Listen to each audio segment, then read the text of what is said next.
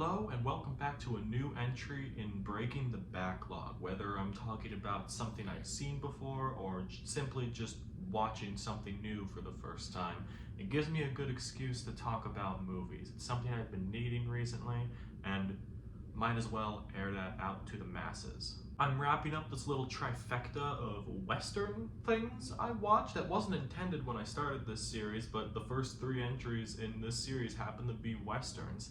And I feel like this one is the most classic entry into the Western genre. And that's also a big part of why I'm talking about this. So let's get into the Hateful Eight.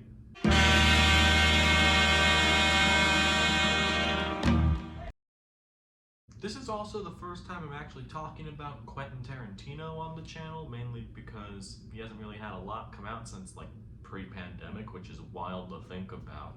But might as well talk about how I feel about Tarantino in general. It's pretty obvious that he's one of the most iconic American directors ever. Like, I feel like I can't skimp out on that, even if I do think that, like, out of the movies I've seen of his, and I have not seen every movie of his, I've seen a lot of the heavy hitters, but I haven't seen, like, Reservoir Dogs, I haven't seen Django Unchained, I haven't seen the Grindhouse movie he did, Death Proof, but I don't really know if that counts in the Tarantino canon of 10 movies, and then he retires. I have no idea. I still also have to see Jackie Brown. I'm gonna watch all of his movies before his final movie comes out in a couple of years. I don't think there's anything out right now about when it's gonna come out.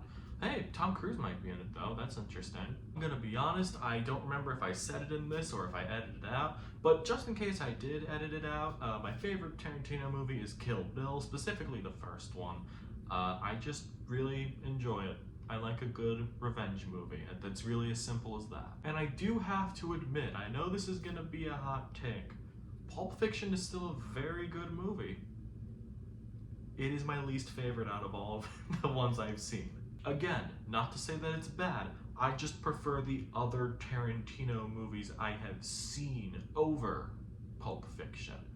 Does this movie, The Hateful Eight, fall into that? Let's just talk about that real quick. While racing toward the town of Red Rock in post-Civil War Wyoming, a bounty hunter known as the Hangman and his fugitive prisoner encounter another bounty hunter and a man who claims to be a sheriff. Hoping to find shelter from a blizzard, the group travels to a stagecoach stopover located on a mountain pass. Greeted there by 4 other strangers, the 8 travelers soon learn that they may not make it to their destination after all. Something I also didn't realize until, probably like after I watched the movie, is that this ended up being Tarantino's 8th movie. So I'm pretty sure that was intentional knowing him, but I don't know, I think that lined up pretty well. I wanted to start off with the overall atmosphere and the technical aspects of this movie that I enjoyed. I did really overall enjoy the look and just sound of this movie specifically. Speaking of sound, this is, as of right now, the only Tarantino movie to have an original score, done by the late Ennio Morricone, no less. I believe this was his last score before he passed away. And, if you don't know who that is, he is a massively influential composer who did a lot of Westerns in, like, the heyday of Westerns. So getting him to do a movie like this, I believe it was his first Western in maybe like 30 years. So it was a big deal. The movie was also shot by Robert Richardson, who usually works with Tarantino on a lot of his more modern movies. I think he started on Kill Bill and then he has worked on nearly every Tarantino movie since then. And he shot this on a 65mm camera and it got transferred over to a 75mm camera. I usually don't talk about this kind of stuff in videos, but I feel like I at least have to mention it because it is so integral to how the look of this movie and the feeling of it overall plays into how much I really, really liked this. The overall atmosphere of this movie, mostly taking place in this little stagecoach stopover, like Minnie's Haberdashery, I believe is the name of it. It mainly takes place in this place. Every now and then they jump around to a couple of things in the past. The beginning is set on the way to this place, and it just kind of reminded me of The Thing overall. I don't know if it's just because it was set in a blizzard. is a whole thing of like, oh, you're acting suspicious of other people, or it could just be Kurt Russell being all in this, and he is great in this. This is one of my favorite performances of his. And that goes for all of the actors in this: Samuel L. Jackson, Jennifer Jason Leigh, Walton Goggins, Demián, Bichir, Tim Roth, Michael Madsen, Bruce Dern, Tim Roth. Maybe I got all the names. I think I got them all in one go. I don't think I said Demián Bichir. I don't think I said him, but I got most of them in one go. They're all great in this. Some of my favorite performances of their whole careers actually are in this movie. As well as the secret ninth person. I'm not going to spoil it because I did not know that this particular actor was going to be in this movie. I'm not sure if I'm going to put him in the cast list below, like in the description, because that's what I usually do.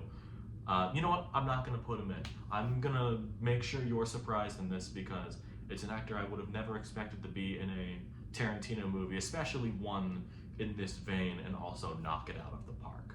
I do have to say why this appealed to me a little bit more than the other Tarantino movies I've seen is because it is the least Tarantino movie. I mean, hell, there's not really any shots of feet in this, so I mean, for whoever that is, I guess that's a plus or a minus. Either way for me. But as I said, this is the only Tarantino movie with an original score, done by a legendary composer, no less. And I legit really think that makes it stand out so much more in Tarantino's filmography that I've seen, mainly just because it is such a small change. It's something that like you wouldn't notice unless like you would like know stuff about him, which Tarantino is one of the most well-known directors right now. So maybe you would know that. It's something that never occurred to me until I looked it up, and it said that this is the only Tarantino movie to like have an original score, and I don't know, that stood out to me. I do know that there is an extended cut of this. I'm pretty sure it's a mini-series on Netflix. I did not watch that version. I watched just the regular theatrical version of it. I also do know there's like a different alternate version that's a little bit longer because it has like an intermission interlude and it's got like different things. I think it was played at a drive-in at the premiere. I just watched the regular theatrical version. It feels very interesting to just not talk about this movie because I would recommend this one probably more than a lot of other Tarantino movies. In terms of the other ones I've seen, this might be my favorite next to the first Kill Bill. I really loved this, and I'm kind of shocked that on many other Tarantino ranked lists, this is close to the bottom. I have no idea why that is. Overall, The Hateful Eight is a movie that I can sum up in one word: simple but effective. It's a movie that you've seen probably done before, but I really think the script and writing and working in with the context of this is set right after the Civil War is damn near genius. It's a genius play, and I think the acting is great across the board, especially from that surprise ninth person that we gotta hate and that everyone else hates. But I just really, really enjoyed this, and it surprised me. If you're a fan of the classic Western, give this a go. I really like this, although I do have to say I haven't seen many Westerns. I think I talked about this in one of the other Breaking the Backlog videos, but like I've seen The Searchers. I think I've seen The Good, the Bad, and the Ugly. I don't remember. But this is one that stood out to me the most, mainly because it has a style to it. And I don't know if that's blasphemous to say about like two Westerns that are considered some of the greatest movies in that genre. But like, I also know Shane. Does that give me credit? The Hateful Eight, I'm gonna give it 4.5 stars. I really, really enjoyed it, actually. I know it's gonna be a hot take to say like, oh, this is in my top 3 Tarantino, and it's actually in my top 2, believe it or not. I have a whole list of directors ranking their filmographies on Letterboxd. Just plug that, go follow me on Letterboxd so you can see that I gave The Hateful Eight a 4.5 stars, and also just see what I can do. That's a very rough plug I don't know. That was very weird. I don't really normally do plugs like that, but hey, I think it worked. It's in the video. You saw it. Cool.